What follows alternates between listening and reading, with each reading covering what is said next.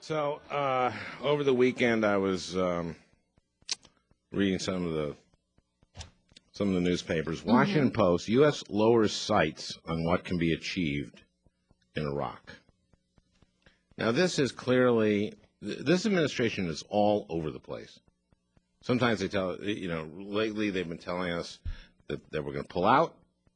Then the president said we're not.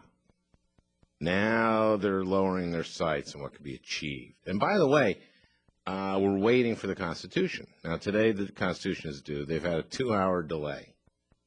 I guess end of business day. They met at, it's 8 hours different. They were supposed to meet at 6, and now it's going to be at 8 p.m. local time. Okay, well, that's now. That's noon. That's now. So don't you think that Constitution is something you really shouldn't... Hurry? Yeah. Hurry. Yeah. That would be the word. Yeah. Don't hurry the Constitution. You want it good or you want it quick. So here's the problem, though. If they don't turn in today, they got certain mechanisms kick in, and they got to get it.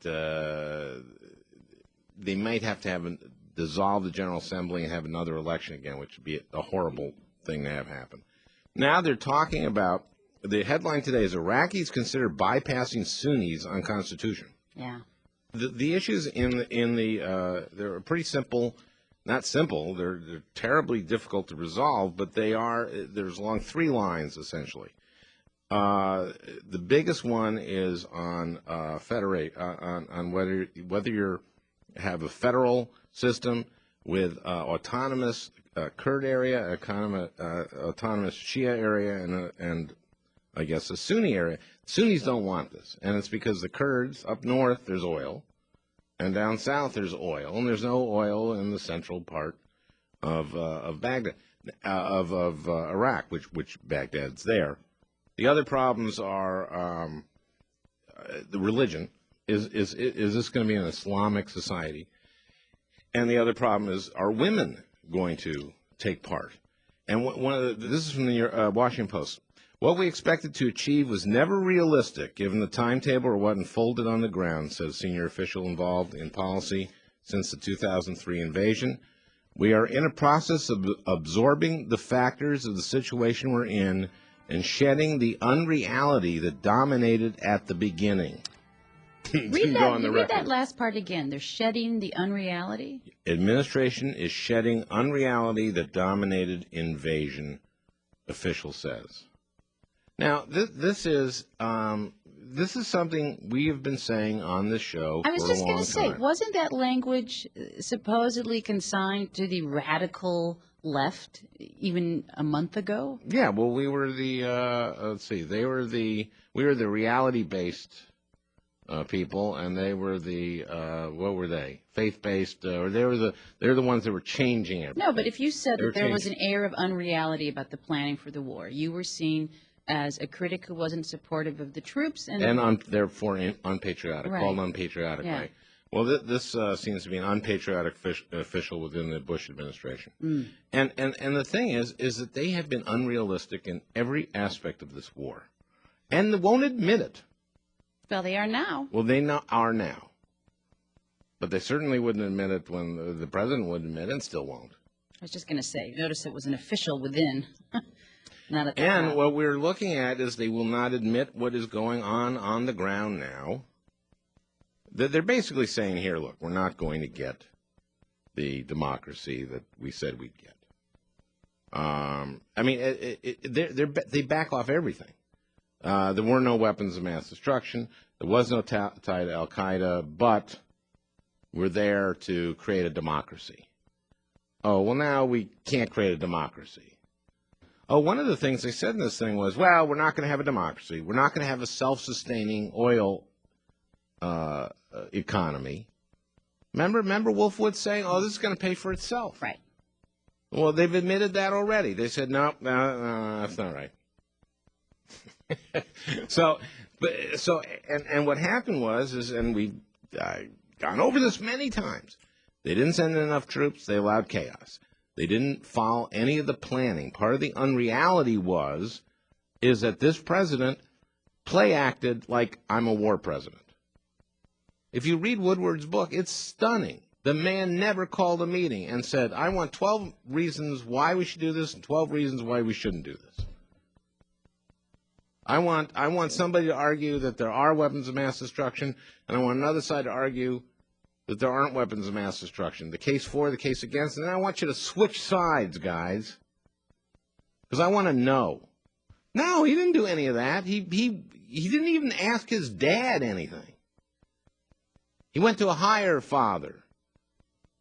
He play acted. He play acted president. And that's why when Cindy Sheehan is out there saying, I want to talk to you, he should talk to her. Because he's responsible. He play acted president. He was in his own movie. When he landed on that aircraft carrier, he was in Top Gun. When he got out and strutted on that aircraft carrier with that huge codpiece with mission accomplished, and then later said, bring them on.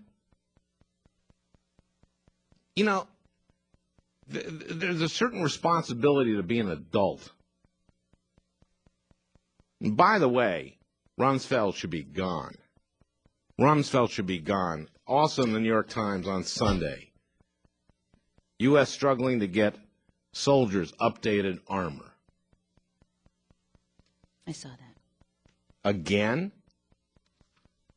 And what did they do? They blamed the procurement system?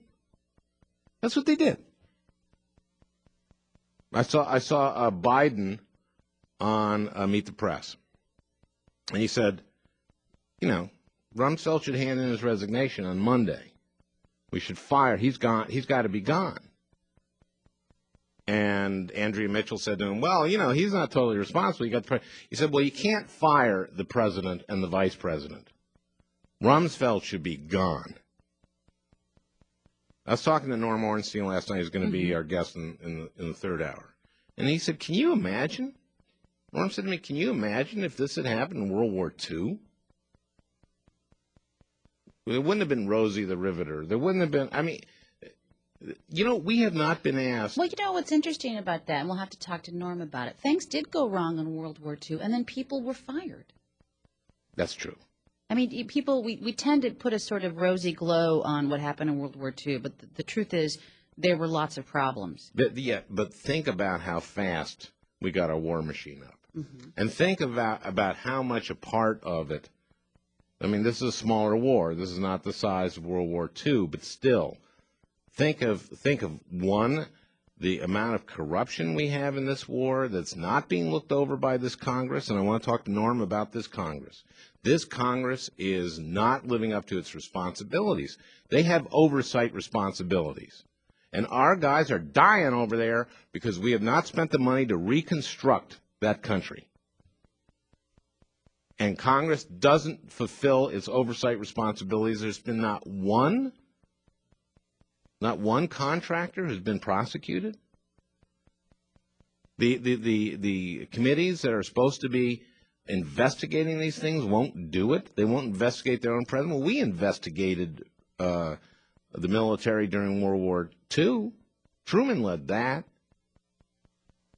You know, and we'll talk to Norm about this. He's writing a book on the Congress and what's happened to it.